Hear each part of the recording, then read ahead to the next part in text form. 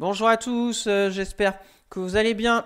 Donc aujourd'hui, une nouvelle vidéo hebdomadaire d'analyse économique et technique. On commencera comme d'habitude par un résumé macro des deux côtés de l'Atlantique. Je vous ai aussi mis le calendrier de la semaine prochaine au niveau des résultats des entreprises du CAC 40. Il y a énormément d'entreprises qui vont publier, donc à surveiller de très près. Ensuite, on passera à l'analyse technique du CAC 40, voir comment l'indice s'est comporté cette semaine et identifier les zones techniques clés à surveiller de près la semaine prochaine. Après, on ira sur le suivi technique de mes trades en toute transparence avec quelques changements cette semaine. J'ai toujours le BX4, Trigano, Eramet, GTT, Alstom, Imeris, Thermador, Legrand, Kering, Neuron. J'ai vendu partiellement ma position. J'ai toujours Eiffage, Alten, Hermès. J'ai encaissé mes gains début de semaine. Dassault Systèmes, je me suis renforcé suite à sa forte chute après les résultats du deuxième trimestre. On verra aussi ce que j'attends pour la suite. Et j'ai toujours Essilor-Luxottica, Nexans. Et je suis rentré sur Engie début de semaine.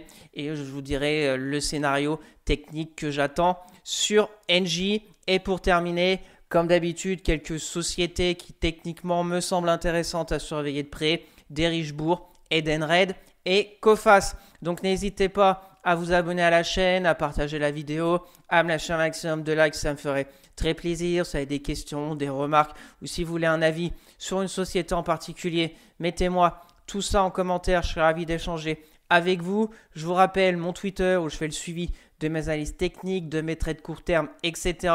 Le lien est dans la description. Pour suivre mon PEA court terme et long terme à dividendes sur Morning, le lien est aussi dans la description. Bien sûr, je ne suis pas un conseiller financier. Mon avis dans cette vidéo ne représente pas un conseil d'investissement. Elle est juste réalisée à but pédagogique. Chaque investisseur doit avoir sa propre stratégie. Investir en bourse représente un risque. Vous êtes le seul responsable de vos achats et ventes d'actions. Allez, c'est parti avec les statistiques économiques de la zone euro. Je vous ai mis les PMI. On a eu la France, l'Allemagne, la zone euro. Alors, je vous rappelle que les PMI, on a la barre à 50.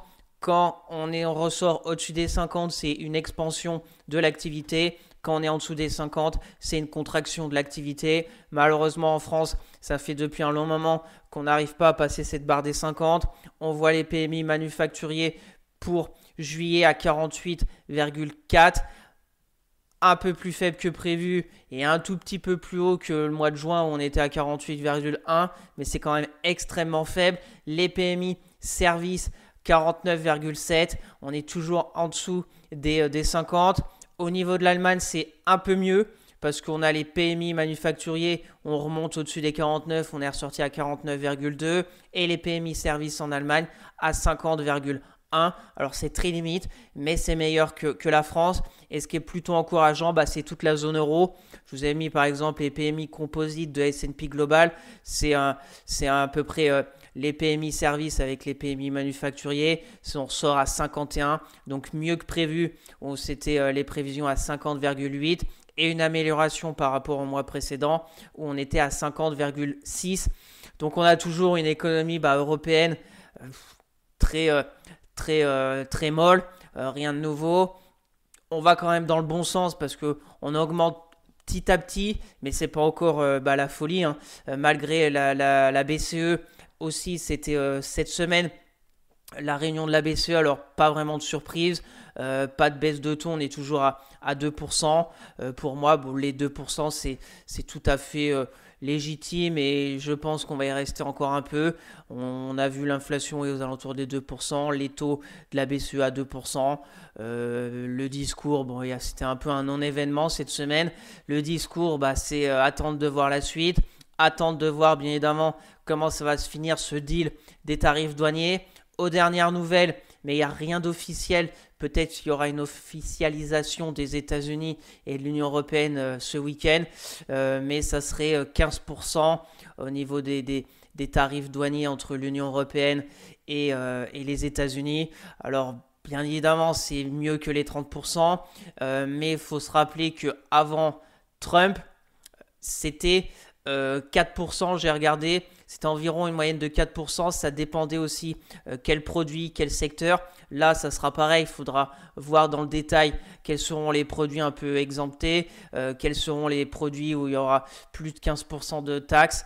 Ce qui est sûr, c'est que de toute façon, entre guillemets, on va se faire avoir. Trump, il est en position de force. On peut rien faire contre les États-Unis. Je vous en ai parlé déjà le week-end dernier.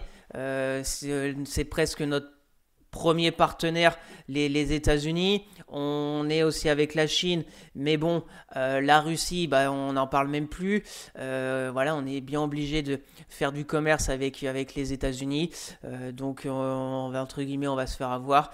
Mais c'est comme ça. Ce qui est plutôt une bonne nouvelle, si on est à 15%, etc., c'est qu'au moins, on sera fixé. Parce qu'au bout de quelques semaines, ça a changé de 30%, 15%, 200% sur les produits pharmaceutiques, etc. Il faut vraiment que tout soit calé au niveau de tous les tarifs douaniers, de toutes les zones géographiques.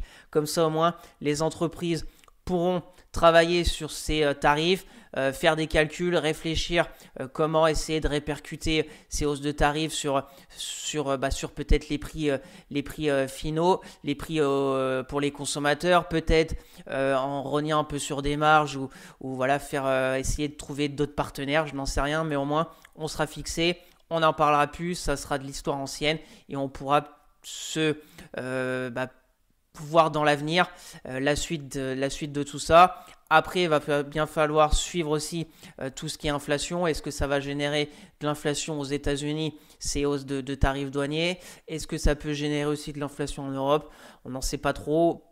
Pas grand-chose pour le moment. Pour le moment, au niveau de la zone euro, on voit que l'inflation est toujours à 2%, donc rien à signaler de ce côté-là. Le gros problème de la zone euro, c'est l'économie générale.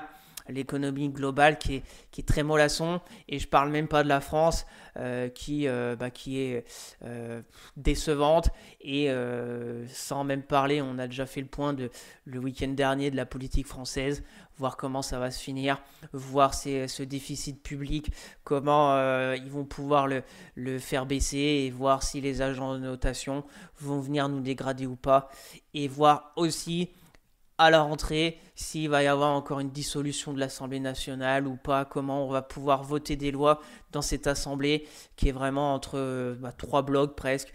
Donc plutôt plein d'interrogations, surtout sur la France, et on verra tout ça ensemble à la rentrée de septembre, et on suivra bien évidemment aussi les statistiques qui vont en découler. Allez, on traverse l'Atlantique pour aller voir les stats côté États-Unis de cette semaine. Alors, c'était aussi les PMI, donc les PMI manufacturiers. Forte baisse quand même. On est ressorti à 49,5. C'était prévu quand même 52,7. Et par rapport au mois précédent à 52,9. Donc, à voir si ça se confirme dans les mois à venir ou pas au niveau de ces PMI manufacturiers. Ce qui est sûr, par contre, c'est au niveau des PMI services, c'est vraiment presque exceptionnel, 55,2. On a vu précédemment la France, on était toujours en dessous des 50. Je vous rappelle, au-dessus, c'est une expansion de l'activité. Donc, ça carbure vraiment beaucoup au niveau des services aux États-Unis. C'était prévu 53 et le mois précédent, on était à 52,9. Donc, ça leur fait un PMI composite de S&P Global à 54,6. C'est vraiment beaucoup quand même. C'est vraiment une expansion de l'économie américaine qui est très, très résiliente. On a vu aussi les inscriptions hebdomadaires au chômage toujours assez faibles, 217 000 inscrits au niveau de cette semaine au chômage aux États-Unis. Donc rien à signaler pour le moment au niveau de l'économie américaine, très résiliente. Je vous ai mis en dessous les gros rendez-vous de la semaine prochaine. On aura tout ce qui concerne les stats emploi aux États-Unis. Je vous ai mis que le taux de chômage qu'il va falloir surveiller parce qu'on était au mois de juin à 4,1%. On va voir au mois de juillet combien on va sortir, mais je pense qu'on sera toujours aux alentours des 4%. C'est vraiment pas mal. On verra toutes les autres stats avec l'emploi, etc. Et surtout aussi la conférence de presse de Jérôme Powell, la décision de la Fed sur les taux. Il n'y aura pas de surprise au niveau de ces taux qui vont toujours rester à 4,5%. Mais il va falloir comme d'habitude, suivre un peu le discours de Jérôme Powell, sachant que c'est vraiment presque une guerre ouverte entre Powell et Trump.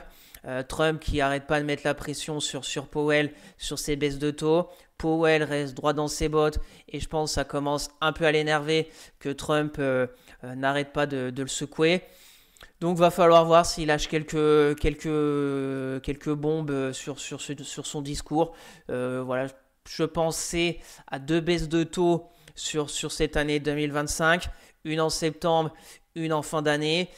Je suis même pas sûr qu'en septembre Powell va commencer à baisser les taux parce que on voit que la mission première de Powell, c'est que l'inflation ne reparte pas à la hausse. Et je vous rappelle que l'objectif de la Fed, c'est 2%, alors qu'on est, je crois, vers les 2,7 au niveau de l'inflation globale. Donc, on n'est pas encore au niveau de l'objectif. Contrairement en zone euro, on est à 2%. Et aussi, c'est l'emploi, qu'on n'ait pas des hausses de chômage, etc. Et pour le moment, l'emploi tient bon. Donc, pour moi, il n'a aucune raison de baisser les taux maintenant.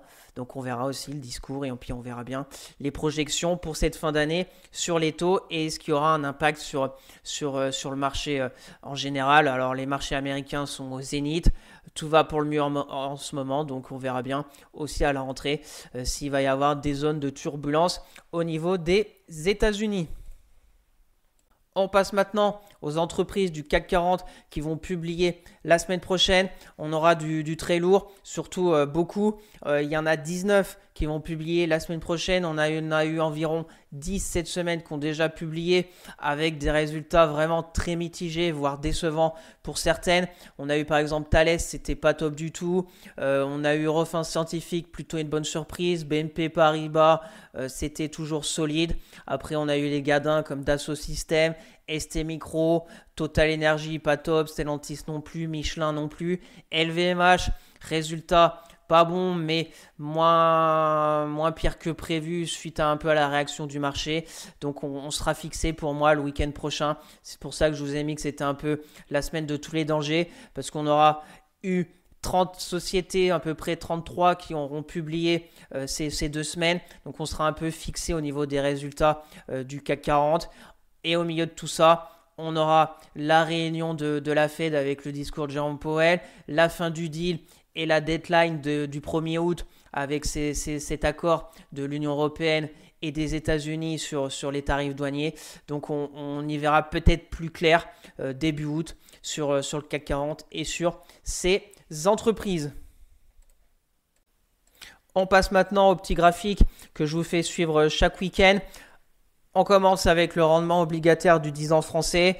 Donc ça n'a pas trop bougé par rapport à la semaine dernière. On a tenté de revenir vers les 3,22, mais au final on fait une mèche basse. Donc il y a toujours quand même un peu de tension sur ce rendement. On a eu la semaine dernière ce discours de Monsieur Bayrou pour son plan un peu de réduction de la dette. Il n'y a pas eu de réaction du marché. De toute façon, on verra au mois de septembre ce qui va être voté, pas voté, comment tout ça va se finir. Donc le 10 ans est toujours quand même tendu à 3,40. Vous savez mes niveaux, si on passe les 3,60, c'est pour moi extrêmement dangereux au niveau de la dette surtout française et de l'économie française et le marasme politique. Ça pourrait bien évidemment secouer les marchés boursiers si on passe les 3,60. On verra ça, rendez-vous début septembre pour voir la suite. On verra ça ensemble. Au niveau du 10 ans allemand, rien à signaler. On est toujours à 2,71. On est un peu élevé. Mais voilà, c'est pareil. Si on passe les 3, attention sur le 10 ans allemand. Voilà, on stagne vers les 2,60. Ça fait des semaines. Je suis en données hebdomadaires. Donc, ça fait des semaines qu'on est entre 2,60, 2,70. Au niveau du 10 ans américain, c'est pareil. On verra la semaine prochaine si avec la Fed, il peut y avoir un impact sur le 10 ans américain. Alors eux, c'est pareil, extrêmement endettés les États-Unis. Pour le moment, ça va, mais prudence pour la suite au niveau de ce 10 ans américain. Au niveau du pétrole, donc le pétrole, on est toujours vers cette zone qui pour moi est une zone un peu d'équilibre en ce moment vers les 66, 67, 68, 65, on va dire toute cette zone. Pour moi, vous savez que si on passe les 80 dollars, c'est plutôt dangereux au niveau de l'inflation et c'est que il y aura eu peut-être de la géopolitique encore comme il y avait eu avec l'Iran et Israël, des tensions géopolitiques. Si au contraire on passe en dessous des 58, 56, pour moi ça serait aussi dangereux parce que ça pricerait peut-être une récession mondiale et ça sera pas bon du tout aussi si on a un pétrole extrêmement faible. Donc là pour le moment on est plutôt pour moi sur une zone d'équilibre, rien n'est à signaler de ce côté-là. Et on va finir avec l'euro dollar qui est intéressant cette semaine parce que je vous en parle tous les week-ends. Quand on était par ici, je pensais que l'euro allait revenir vers la zone de parité. Et je pense que j'étais pas le seul parce qu'on a eu les communiqués au niveau des résultats du CAC 40 et il y a eu beaucoup de communiqués qu'on mis que l'effet de change avait pénalisé leurs résultats du T2. Alors pourquoi? Parce que qui aurait cru début d'année que l'euro allait être au mois de fin juillet vers les 1,18, sachant qu'on a une économie européenne vraiment extrêmement faible.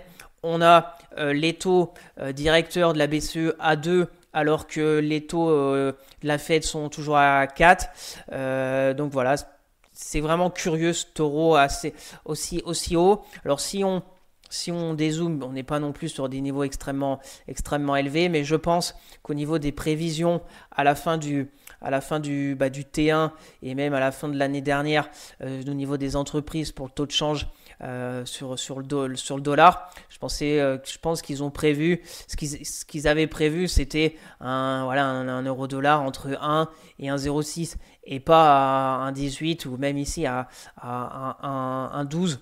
Donc voilà, on verra à la suite. Alors bien évidemment, si on commence à continuer la tendance haussière sur l'euro-dollar et qu'on se retrouve à 1,24, etc., ça sera quand même préjudiciable pour les entreprises du CAC 40.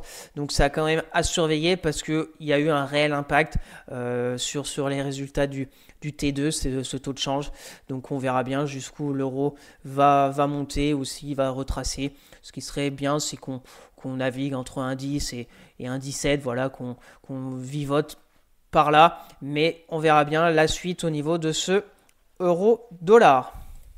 On passe maintenant à l'analyse technique de notre bon vieux CAC 40 en commençant comme d'habitude par l'hebdomadaire. Donc cette semaine, pas mal en fait de volatilité parce qu'on voit tout petit corps de bougie, beaucoup d'indécision parce qu'on est en plein dans les résultats. En plus avec ce deal des tarifs douaniers, donc ça fait des fois des journées où ça peut voir un gap haussier, vendre toute la journée ou sens inverse. C'est ce qui s'est passé un peu cette semaine. Donc c'est vraiment porte de saloon. Pour moi, les deux zones clés à vraiment surveiller la semaine prochaine, c'est toujours les mêmes. Résistance 7931 points. Si avec les résultats et peut-être des bonnes nouvelles, on arrive à la franchir, ça sera bien évidemment très positif parce qu'on aura eu une sorte de consolidation qui a été cassée il y a 2 semaines et on s'est installé. Donc si on arrive à casser, on pourrait aller chercher déjà les 8000 points et puis plus haut. Pourquoi pas. A contrario, si les résultats sont mal accueillis par le marché, etc., si on casse les 7735, pour moi, c'est pas bon du tout. On repassera en dessous de toutes les moyennes mobiles. On pourrait revenir là, voir par ici, et puis après on ne sait pas jusqu'où ça pourrait descendre. Donc voilà sur l'hebdomadaire. Au final, c'est une semaine encore verte, plus 0,15. On reste entre ces deux bornes, au-dessus des moyennes mobiles. Donc c'est plutôt pas mal. Il faut maintenant confirmer la semaine prochaine et voir si les résultats sont bien accueillis. Donc au niveau de cette semaine, en données quotidiennes, c'est un peu porte de saloon. Hein. On ouvre ici, on fait moins 0,31 avec une grande mèche basse, ça remonte, mais on fait une bougie rouge. Mardi, on fait un gap, on vient chercher la belle zone de polarité très claire. Hein, si on se met à ligne de clôture, on voit très très bien la 7735. Donc on sauve un peu la journée de mardi, sachant qu'après mercredi, on fait un beau gap haussier et plus 1,37. suite un peu à ces rumeurs de deal. Je crois que c'était sur cette journée entre les États-Unis et la zone euro. Après, jeudi, bougie négative parce que on va quand même chercher les 7009. On va en bas, on clôture avec un grand corps, une englobante baissière sur la bougie précédente. Et vendredi, un gap baissier suite un peu au résultat de LVMH qui n'était pas top. Et en fin de séance, ça revient à 7834 et on fait plus 0,21. Donc on voit il y a beaucoup d'hésitation et il n'y a aucun directionnel. Personne ne peut dire si on va d'abord casser les 7930 à la hausse ou casser à la baisse les 7735. Pour moi, ça va être la semaine prochaine.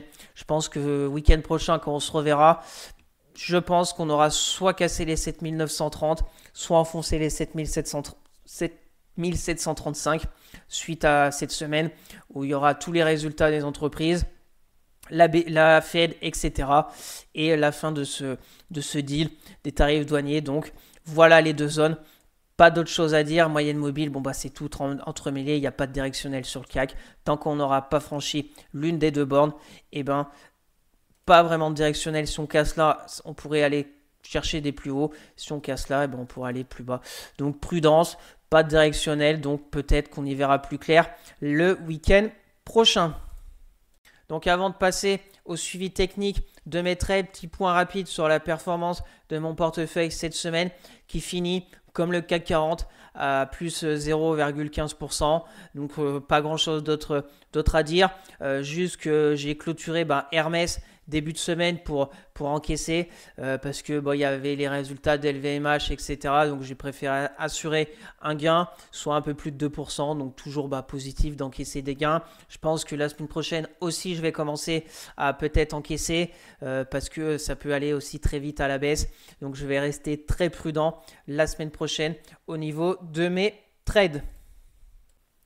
Allez, c'est parti pour le suivi technique de mes trades. En toute transparence, on commence par le BX4. Alors, pas grand chose à dire. On a vu le CAC 40, il n'y a pas de directionnel. On arrive dans une semaine très chargée où on y verra peut-être plus clair le week-end prochain. Donc, vous savez, ma stratégie, je m'en sers comme couverture de toutes mes positions à l'achat. Mon PRU est à 0,85. Je suis toujours sur une moins-value latente de 15%. J'attends de voir la suite. Si j'ai des signaux d'une réelle baisse, peut-être à venir du CAC, pourquoi pas me renforcer pour faire baisser mon PRU. Voilà, si il y a des personnes comme moi qui veulent rentrer sur le BX4 comme couverture de leur position court terme, pourquoi pas, mais il n'y a pas vraiment de directionnel sur le CAC, donc BX4 c'est la même chose. On verra bien le week-end prochain où on en sera. On continue avec Trigano. Trigano, très belle encore. Très belle, on continue la hausse. On est quand même sur une très belle hausse. Il faut se rappeler que Trigano, on était à 95 € la semaine du 7 avril. On est recherché une très belle zone. 95, c'était une très très belle zone de polarité. On avait tracé des obliques, la zone de polarité horizontale et c'était vraiment bravo s'il y a des personnes qui sont rentrées sur Trigano vers les peut-être 100 €. Mais on voit très bien la forte baisse, l'énorme remontée aussi vite que la baisse. Et puis ça ne s'est pas arrêté, ça a continué. Donc pour ma part, je pense qu'on est arrivé un peu à la fin de cette belle remontée du 7 avril. Je suis plutôt dans l'optique d'encaisser sur mon trade qui a été commencé l'année dernière. C'est un de mes plus vieux trades toujours en cours, 8 avril. Je me suis laissé emporter, j'ai remis des actions de Trigano le 18 octobre, le 6 février. Après, je me suis pris la baisse avec beaucoup de volatilité. Là, j'hésitais vraiment à prendre un peu ma perte, mais voilà, il y a eu les résultats qui ont été plutôt bons. Donc c'est suite à ces résultats où elle est bien repartie. Donc voilà, après on est je pense à la fin, même si la construction est plutôt technique intéressante. C'est pas une ligne droite, c'est une hausse, des phases de latérisation pour aller chercher la moyenne mobile 20. Et puis on monte tranquillement. C'est à peu près ça sur Trigano. Donc on peut encore continuer. Ce que j'aimerais bien, c'est d'aller à 162. Donc je reste prudent. Je suis dans l'optique d'encaisser mes gains. Voilà, si j'arrive à encaisser 10%, ça sera déjà pas mal. Quel niveau pour... là, on a une zone ici. un peu voilà, de polarité. Donc si on casse les 150, on cassera la moyenne mobile 20 qui quand même joue vraiment son rôle de support dynamique depuis le passage ici, croisement M10-M20. Donc ça serait peut-être un premier signal de faiblesse sur Trigano et pour ma part, encaisser. Pour les personnes intéressées, soit on revient ici et ça repart. Et là, pourquoi pas tenter un achat et aller où là-haut, la prochaine zone à 162. Ça nous ferait un risque de récompense de un peu plus de 2. Pourquoi pas? Après, attention, parce que si on est un peu happé par ce gap baissier, on peut aussi venir là et puis aller là. Là, après, il y a une belle zone ici à 138 pour les personnes intéressées. Mais bon, ça fait encore une baisse quand même des niveaux actuels. Hein. Ça ferait une baisse de 10%. Alors, rien d'inquiétant suite à cette hausse vraiment forte. Mais voilà, j'ai pas envie qu'on revienne à mon PRU, je reste attentif, mais peut-être à surveiller hein, pour les personnes intéressées. On est quand même sur une très belle tendance haussière, M10, M20, M50, M200 haussière. Il n'y a rien à dire pour le moment sur Trigano. On continue avec Eramet. Eramet, très belle semaine. On a enfin réussi à s'extraire de cette moyenne mobile 200 journalière, qui, je vous rappelle, on était passé en dessous le 30 juillet, donc à peu près un an pour repasser au-dessus de cette moyenne mobile 200. Donc là, c'est très positif. Maintenant, ce qui est sûr sur Eramet, il ne faut plus repasser en dessous des 53 euros. Sur Eramet, on a été quand même, pareil, c'est quand même une hausse de 45% depuis les points bas du 7 avril.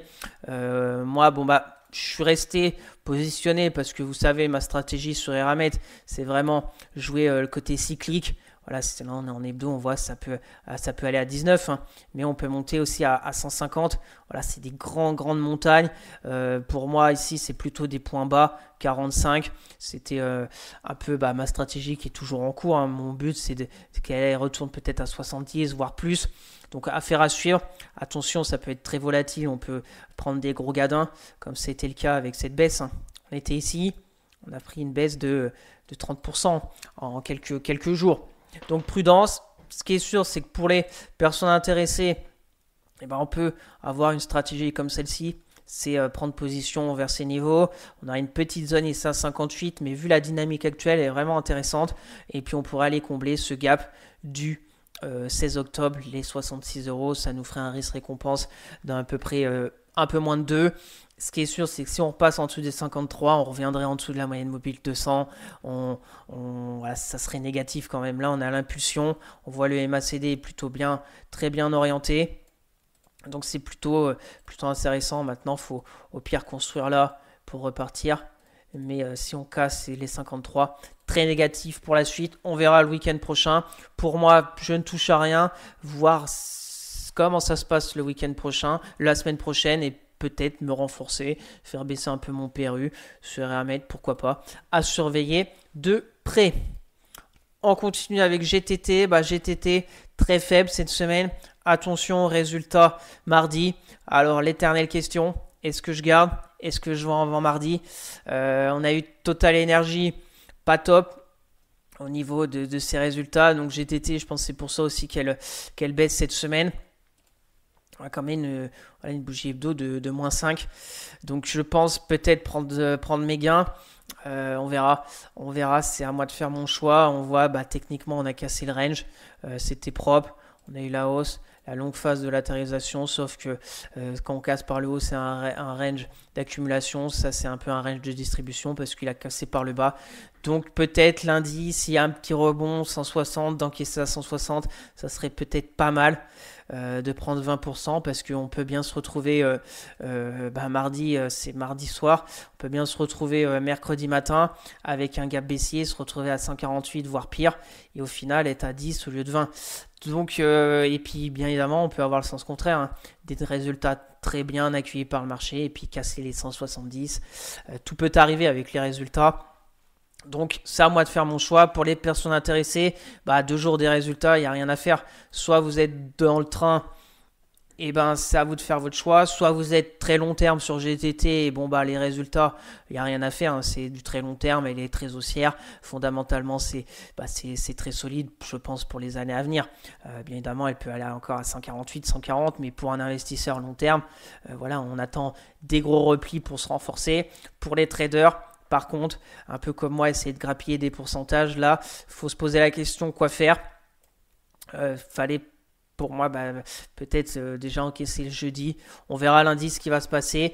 Et pour ceux qui veulent rentrer court terme, attendre les résultats et voir ce qui se passe. Soit on revient par ici, là il y aura peut-être des choses à faire si on a une construction. Soit on repasse au-dessus et là, bon, on est toujours dans le range. Donc, on verra les résultats de GTT que je vais surveiller de très près et on fera un point le week-end prochain. Si je vends et j'encaisse, comme d'habitude, je vous partagerai tout ça sur Twitter. On continue avec Alstom. Alstom très positif encore cette semaine. J'avais tracé ce petit canal haussier qui était plutôt très intéressant. On pouvait encore suivre comme ça, sauf de revenir chercher appui sur la borne basse, sur l'oblique haussière du canal baissier. On a cassé par le haut, donc c'est très positif. On voit la belle zone des 22,55 en résistance, très claire, avec une bougie rouge. Et vendredi, moins 0,32. Donc j'observe. Pareil, je reste attentif avec ce gap haussier important sur Alstom. Tant qu'on tient les 21,50, on peut encore zigzaguer pour aller plus haut. Le MACD est plutôt très positif. Donc on observe. Mon PRU est à 21,20. Donc c'est pareil, on va voir ce qui va se passer. Les moyennes mobiles, c'est plutôt intéressant. On est au-dessus de toutes les moyennes mobiles. Maintenant, il faut rester pour moi entre 21,50 et 22,55. Même si on n'arrive pas à franchir les 22,55 directement, faire quelque chose comme ça pour aller peut-être après à 25,40. Donc positif sur Alstom. Pour les personnes intéressées, soit on revient ici et là on voit une stabilisation et là il y aura peut-être soit le gap comme zone un peu de support. Problème, il faudra retourner à 22,55, le risque récompense est que de 1. Mais après, si on va là-haut, ça pourrait être top. Plus de 4. Soit on va en bas, par ici, la zone de polarité. Et puis on verra. Là, pour moi, dans l'immédiat, pas grand-chose à faire. Ou si on a vraiment la force. Et lundi, par exemple, on casse tout et puis voilà, on fait comme ça. Et là, on prend position. On aura la bougie peut-être de lundi qui sera intéressante. Et puis voilà, objectif là-haut. Donc il y a plusieurs scénarios. Là, dans l'immédiat, on est au milieu en fait du support de la résistance, rien à faire. Mais il y a vraiment une belle dynamique sur Alstom. Donc j'observe aussi et on verra bien ce qui va se passer la semaine prochaine. On continue avec Imerys. Donc Imerys, alors là, je ne sais pas du tout quoi faire sur Imerys parce qu'on voit que là, elle s'est bien stabilisée sur la zone de support. Alors, bien évidemment, il y a le résultat mardi, donc mardi 29. Voilà, elle se stabilise parce que personne ne veut prendre entre guillemets de risque. On est sur des niveaux quand même très bas. Voilà, est-ce que je prends ma perte de 15%?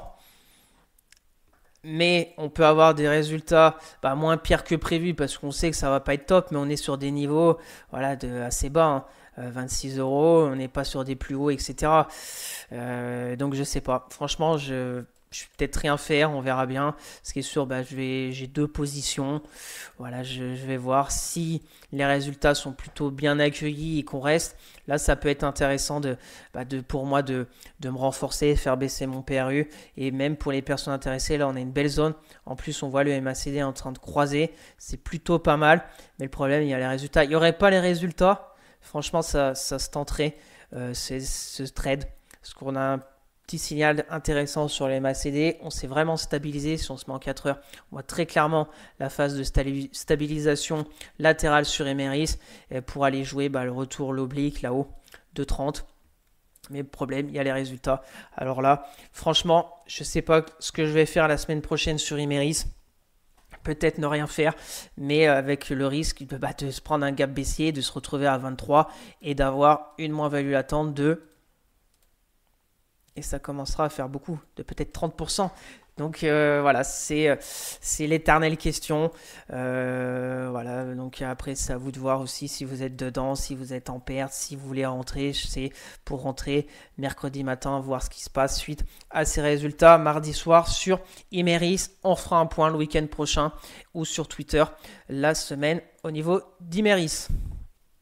On continue avec Thermador. Alors Thermador, on est pile sur la zone. C'est pareil, je pense bientôt clôturé. Surtout qu'il y a les résultats aussi mardi soir. Donc là, c'est pareil. Pourquoi pas encaisser 20% au pire, si les résultats sont bons et qu'on gappe à la hausse et qu'on se retrouve à 89, c'est pas grave, j'aurais quand même encaissé 20%. Et si les résultats sont bons, on observera pour rentrer. On peut très bien encaisser à 82 euros, qu'on se retrouve à 85 et attendre une construction pour aller encore plus haut. Hein. C'est pas parce qu'on a vendu ou on a encaissé qu'on faut plus retourner sur l'action.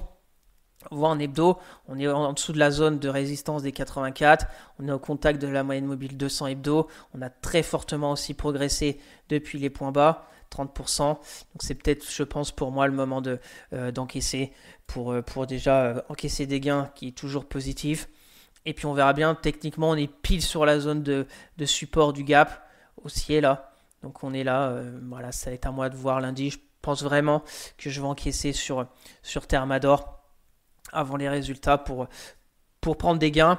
Pour les personnes intéressées, attendre les résultats mardi soir, donc mercredi matin, comme Imeris, voir ce qui se passe. Pas grand-chose d'autre à dire. Là, il y a une perte de vitesse bien légitime vu la hausse. On est revenu pile sur la moyenne mobile 20, donc là, c'est comme Imeris. S'il n'y avait pas les résultats, on est sur une très belle zone d'achat, avec un stop soit en dessous, très court, soit là, pour aller finir de combler ce gap et continuer la belle dynamique haussière avec toutes les moyennes mobiles, 10, 20, 50, 200 haussières. C'est plutôt bon. On verra bien la suite et on fera un point le week-end prochain. Le grand, c'est la même chose sur le grand. Résultat la semaine prochaine, jeudi, très forte progression, des gaps haussiers ouverts. Il y en a 5, 1, 2, 3, 4, 5. Donc là, c'est pareil, c'est plus le moment, je pense. On est sur des nouveaux records. C'est plus le moment de rentrer. Pour moi, c'est le moment d'encaisser. Pareil, plus de 20%, ça serait top. Donc c'est pareil, je pense que je vais encaisser la semaine prochaine. Pas attendre les résultats, même si je pense qu'ils vont être très bons. Mais quand on a une hausse aussi vertigineuse, qu'on est sur des records, c'est pas comme Imeris. Imeris, on est presque sur des plus bas. Pas historique, mais on est sur une forte baisse depuis des mois. On sait que les résultats ne vont pas être bons, mais le grand, si les résultats sont mal accueillis, c'est gap baissier, on se retrouve à 110. Donc, faut, je pense, encaisser. Pour les personnes intéressées, c'est pareil, attendre fin de semaine prochaine les résultats, etc. On ne rentre pas sur une position 2 jours avant ces résultats. Je pense pas que ça doit. Si on est dedans comme moi, c'est après prendre une décision. Mais rentrer la veille de la publication, c'est vraiment pour moi la loterie. Même si on a quelques indices, on ne sait jamais la réaction du marché. Donc c'est très très compliqué les résultats, comment interpréter les résultats au niveau de son cours de bourse. Le grand positif. Pour moi, on encaisse. Pour ceux qui sont dedans, pareil. Et puis on attend de voir comment ça va se passer la semaine. Et on fera un point le week-end prochain. On continue avec Kering. Kering, très positif. C'est pareil. Mardi. Alors Kering, on a déjà eu LVMH. Alors on sait que ça va pas être top. Pareil, Kering. On est quand même sur des niveaux à 221. Voilà, on n'est pas sur des...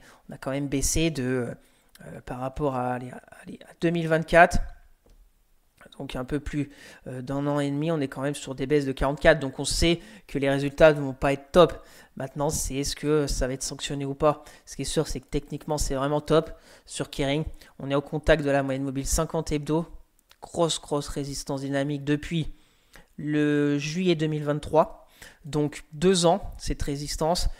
Donc si on arrive à la passer, ça serait vraiment intéressant. Déjà, ce qui est intéressant, c'est qu'on a passé les 207 euros, la zone de résistance. Voilà, zone de polarité horizontale, c'était une zone de support en novembre 2024. On avait tout enfoncé en mars 2025 et on a fait une belle remontada sur Kering, très propre. très propre en tendance haussière. Je suis rentré le 9 mai dessus. Et puis j'ai tenu cette ligne. Et puis là, bon bah c'est top maintenant. S'il n'y avait pas les résultats, pareil, on a un beau gap, très beau ce gap au-dessus de la résistance. Bah, pile sous la résistance, donc on voit en plus la bougie de vendredi, on est venu chercher le haut du gap, donc techniquement c'est très propre.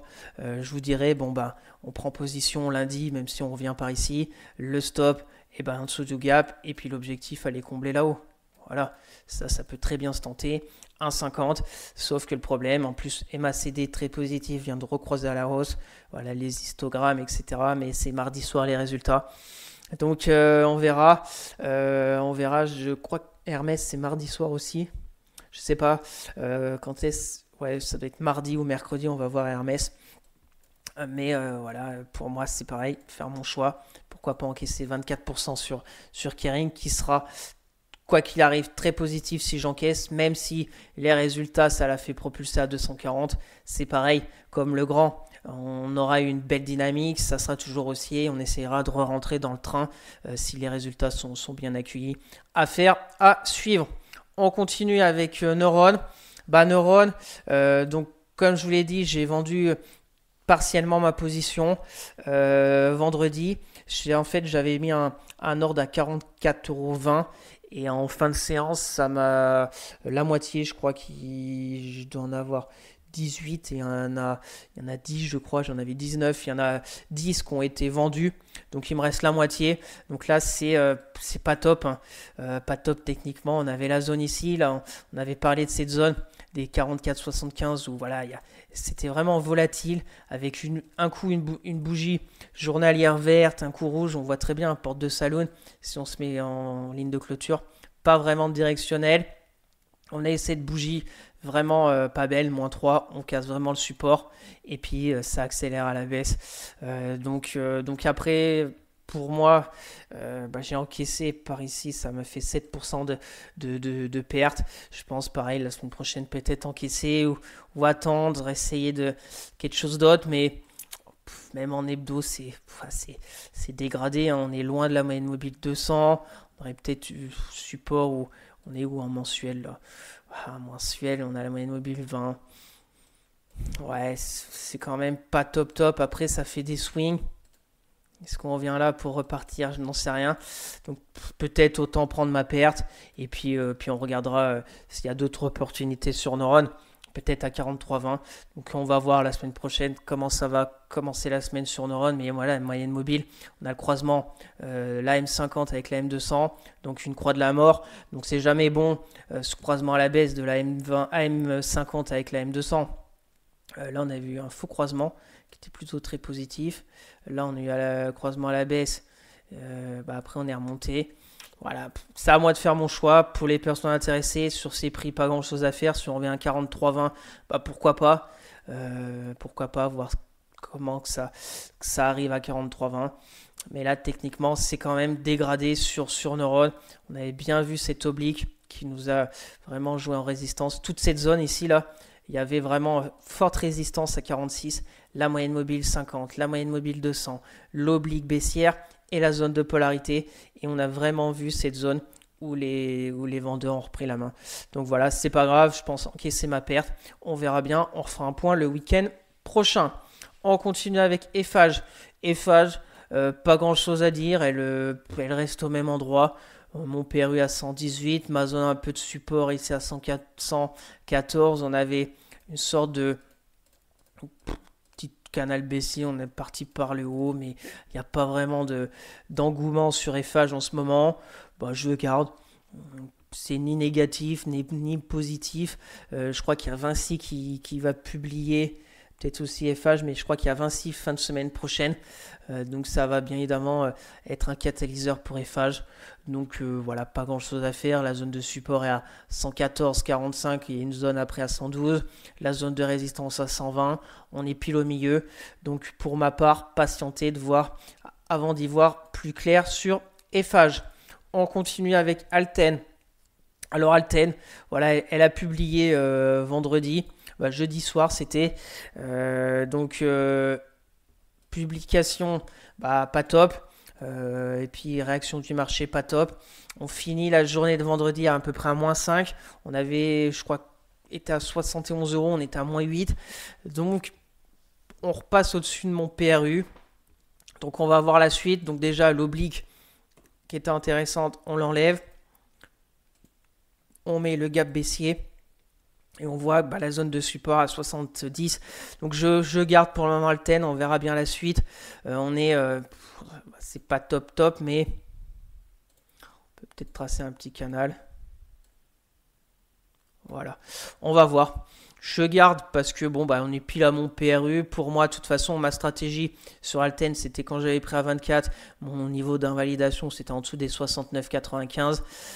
Donc j'aurais pu bien évidemment encaisser avant les résultats, soit à peu près 6%. Voilà, après, c'est comme ça. Hein. C'est comme ça. On va voir la réaction de cette baisse. Est-ce que ça va travailler, se mettre un peu sous forme de range et voir ce qui se passe? Est-ce qu'on va avoir un rebond? Est-ce qu'on va replonger? Donc pour le moment, la mèche basse est intéressante, mais bon, on peut se reprendre une salve baissière dès lundi matin sur Alten. On verra. C'est pas de direction. Les moyennes mobiles sont maintenant repassées en dessous, au-dessus des cours. Donc voilà, résultat pas top. On sauve un peu les meubles fin de séance vendredi. Mais pour moi, 70 vraiment support à pas enfoncer. Et maintenant, la résistance court terme, c'est le gap baissier est repassé au-dessus des 76,35 au niveau d'Alten. On continue avec Hermès. Donc Hermès, comme je vous l'ai dit, vendu lundi sur cette bougie rouge. J'ai pris 2% à peu près. Voilà, donc c'est toujours positif d'encaisser. De toute façon, pour moi, il y a l'oblique baissière. On avait repassé la moyenne mobile 200. J'ai préféré encaisser avec LVMH. Hermès qui va publier aussi mercredi. Donc, on encaisse, on passe à autre chose. Et puis, on verra bien. Peut-être ça va être top, qu'on va repartir par le haut. Et là, il y aurait peut-être une config pour retourner sur Hermès. Hein. Une sorte de prison, on pourrait travailler, casser, et puis on verra bien. Ce qui est sûr, c'est que je suis plus sur Hermès. On va attendre ses résultats, les perspectives, comment va réagir le marché, et puis on y reviendra peut-être dans les prochains jours ou prochaines semaines sur Hermès. Là, pour les personnes intéressées, attente de résultats, toutes les moyennes sont au même endroit. On ne sait pas trop si elle va casser les 2450 ou si elle va casser à la baisse les 2315.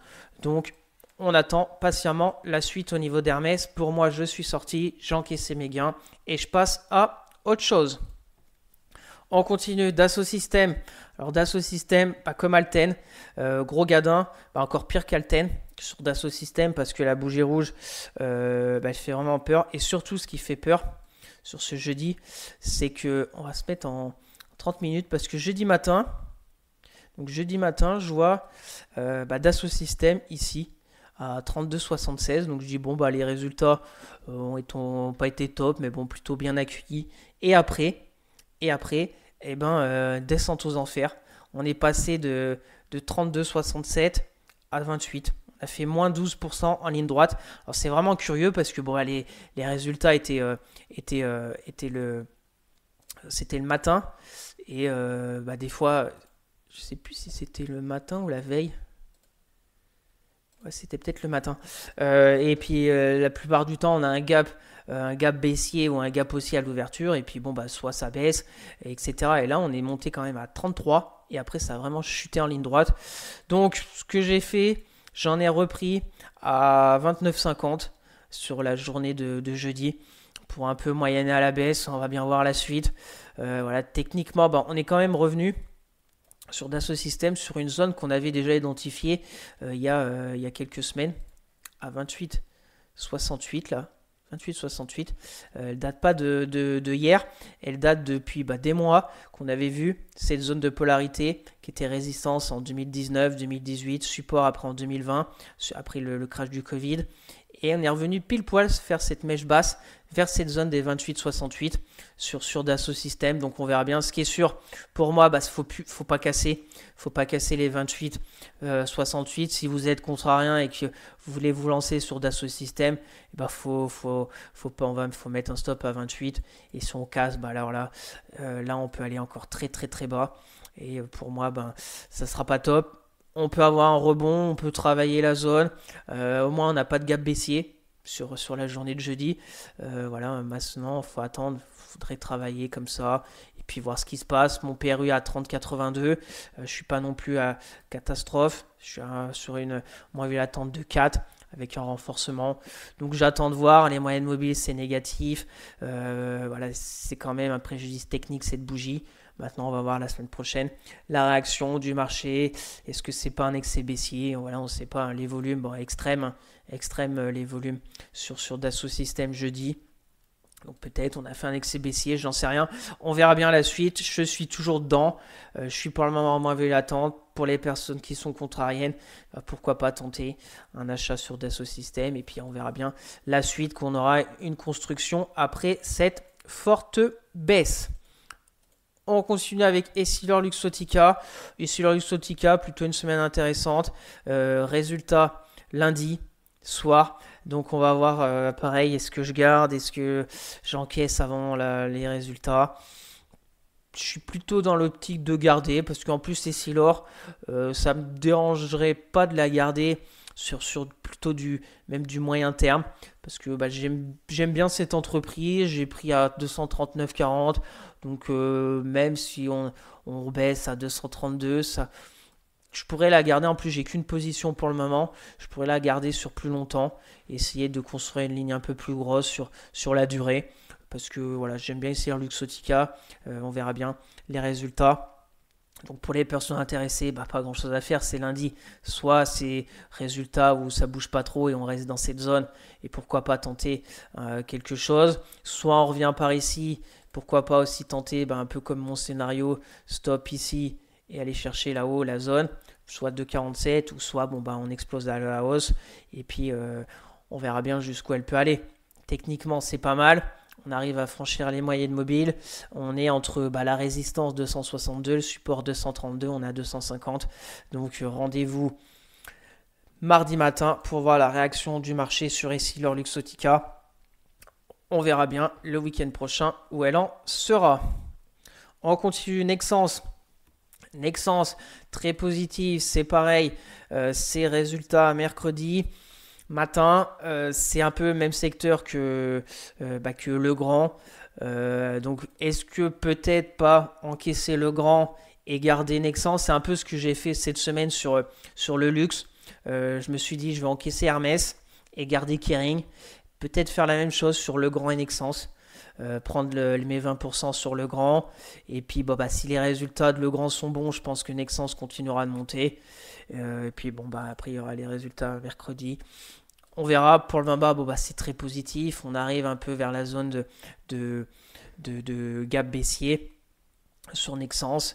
Voilà, ou peut-être, pourquoi pas encaisser un petit gain, 2-3%, hop, et puis on attend de voir. Techniquement, c'est très propre, on a une croix dorée, croisement M50, M200 à la hausse, donc c'est très positif. Toutes les moyennes mobiles 10, 20, 50, 200, MACD, rien à dire. C'est techniquement très propre. Pour les personnes intéressées, pareil, attendre les résultats, la réaction du marché. Ce qui est sûr, c'est que déjà, techniquement, la zone de support, c'est 110, la zone de résistance, 125. On verra bien ces résultats et la réaction du marché. Et on va finir avec Engie. Alors Engie, je suis rentré mardi sur Engie parce qu'on a eu une sorte de canal baissier. On est sorti par le haut. Alors ça n'avance pas trop, on est à 19,66 et plutôt aussi un peu valeur défensive. Parce que je suis rentré mardi, on n'avait pas encore eu les infos suite au deal au niveau des tarifs douaniers. Donc j'ai dit allez, on va prendre Engie, valeur défensive, ça peut s'apprécier si on a des mauvaises nouvelles, si d'autres secteurs qui sont exposés un peu aux tarifs, etc., commencent à partir un peu à la baisse. Engie peut monter, c'est un peu comme Orange. Donc on va voir, je suis dedans, il y a les résultats vendredi. Pour le moment, je suis un peu en dessous de mon PRU. Mon stop un peu d'invalidation par ici à 19. Donc voilà, si on baisse un peu, peut-être prendre ma perte, on verra. J'ai qu'une position. Pour moi, la zone, mon stop plus par là même. Je sais pas pourquoi il a 19. La zone de support polarité, c'est 19 euros. On voit, ça a bien travaillé. C'est en plus On gomme le gap baissier du dividende. C'est propre. On est revenu sur la moyenne mobile 50. On verra. Pour les personnes intéressées, peut-être attendre les résultats, voir comment ça se passe. Pour le moment, je pensais qu'on allait continuer. Mais comme il y a eu cette annonce, c'est plutôt vendu sur NJ pour aller sur d'autres secteurs. Donc on verra, je suis dedans, petite position.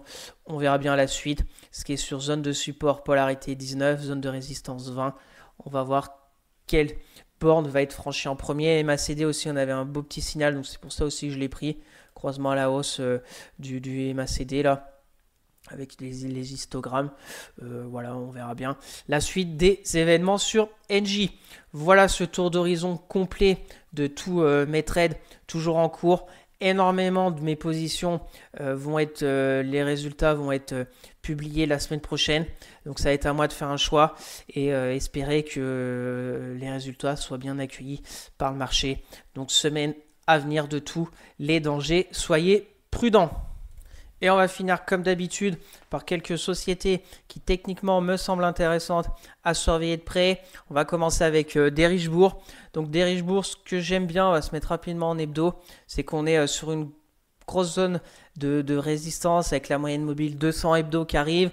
Mais si on arrive à franchir derrière les 6 euros, ça serait plutôt très positif parce qu'on avait une sorte de baisse, forte hausse, et là on est un peu à la croisée des chemins, c'est soit on baisse, soit on continue pour aller à 6,49. Si on remet les retracements de Fibo, et on voit qu'on a fait à peu près 50% de retracement, et donc là il faut vraiment franchir les 6 euros pour aller plus haut. Alors ce que j'aime bien aussi sur cette semaine, c'est qu'on a une sorte de canal haussier, qu'on a fait un gap haussier mercredi, on est revenu taper 2 fois la borne haute de ce gap, et vendredi on clôture au plus haut, pile vers cette zone. Donc ma stratégie c'est peut-être de prendre vers les 6 euros, 6,30, un stop en dessous de cette zone de gap et aller chercher là-haut les 6,49, soit un risque récompense d'un peu plus de 1,5. La dynamique est plutôt pas mal tant qu'on tient un peu ce canal aussi. On peut aussi zigzaguer, on va peut-être pas y aller en ligne droite, mais on peut continuer comme ça et puis aller sur quelques jours, voire quelques semaines pour aller à 6,50 sur Derichebourg. Les moyennes mobiles, on a les cours qui sont au-dessus de toutes les moyennes mobiles, 10, 20, 50, 200, surtout que les trois moyennes ici sont au même endroit. Donc si on arrive à vraiment s'extraire des 6 euros, elles vont se mettre vraiment en tendance haussière. Donc à surveiller. MACD aussi, on a un petit signal avec le croisement à la hausse en cours. Donc on va voir la semaine prochaine s'il y a quelque chose à faire sur Derichebourg. Je vous la ferai suivre comme d'habitude sur Twitter. On continue. Edenred. Alors Edenred, les trois sociétés que je vais vous montrer aussi, elles ont déjà soit publié comme Edenred, soit elles vont publier mais dans longtemps. Voilà, on peut tenter des choses. Elle ne publie pas la semaine prochaine. Faut toujours regarder aussi les dates de publication quand on est dedans, parce que ça peut des fois nous jouer un mauvais tour. Donc Edenred, elle a publié mercredi. Alors on voit la bougie de mercredi, beaucoup de volatilité, mais au final, plus 1,36, donc des résultats pas exceptionnels, mais pas mal accueillis par le marché. Donc statu quo. Et ce que j'aime bien sur Edenred, alors déjà si on se met en hebdo, alors on a plein de zones. Ce qui est intéressant en hebdo, c'est le canal baissier qui était comme ça. Et on a réussi à s'en extraire. Et ce qui est intéressant en hebdo, on est passé au-dessus de la moyenne mobile 10. On s'est installé au-dessus. Et on retrouve notre zone ici entre 26 et 27,20 qui était vraiment notre canal baissier. On est revenu ici rapidement. On a fait un beau gap haussier. On s'est extrait de ce canal baissier et on s'est stabilisé. Et en plus de ça, on a un support oblique haussier. Donc on est un peu sous forme de triangle et on voit une belle englobante haussière.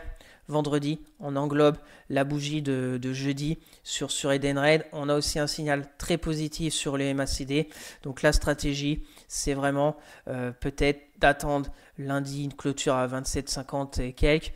Et puis un stop en dessous de cette bougie, en dessous de support. Pour aller dans un premier temps ici. Alors risque récompense n'est pas top. 0,63. Mais aller chercher les 30,29. La moyenne mobile 200. journalière qui est vraiment une grosse résistance dynamique parce que depuis, alors ici on a fait un petit passage au-dessus en janvier 2024, mais depuis octobre 2023, donc ça fait 1 an et demi facile, bientôt même 2 ans, mais on est en dessous. Donc ça serait vraiment un signal très positif d'aller à 30-28 pour vraiment retourner la tendance baissière sur Edenred.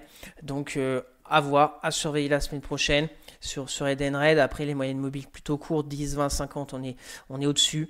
Donc on va voir 27, 26, résistance, on est pile dessus. Est-ce qu'elle va avoir la force? Est-ce qu'elle va revenir? Tant qu'on tient les 26,09, et ben on peut après bien évidemment se mettre sous forme de range latéral. Par contre, si on passe en dessous des 26,09, pour moi, ça sera très négatif au niveau d'Edenred. Et on va finir avec Coface. Alors Coface, c'est pareil, on est vraiment sur une phase de latéralisation rapidement en hebdomadaire pour voir que la zone des 15,75 est une belle zone de polarité. On a aussi la moyenne mobile 50 hebdo qui est en support dynamique. On a aussi le support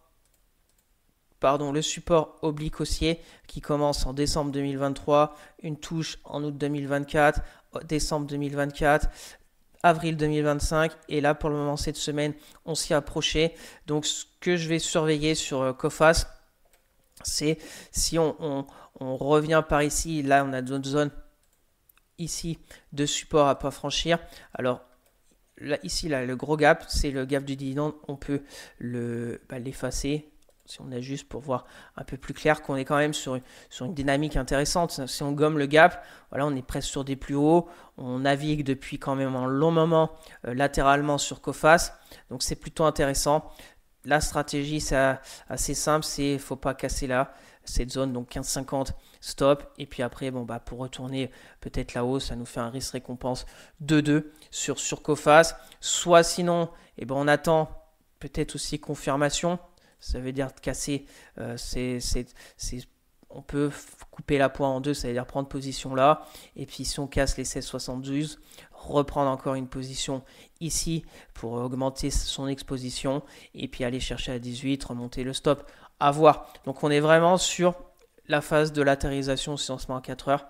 Voilà, on voit très bien, ça navigue entre 16,70 et 15,70, voilà.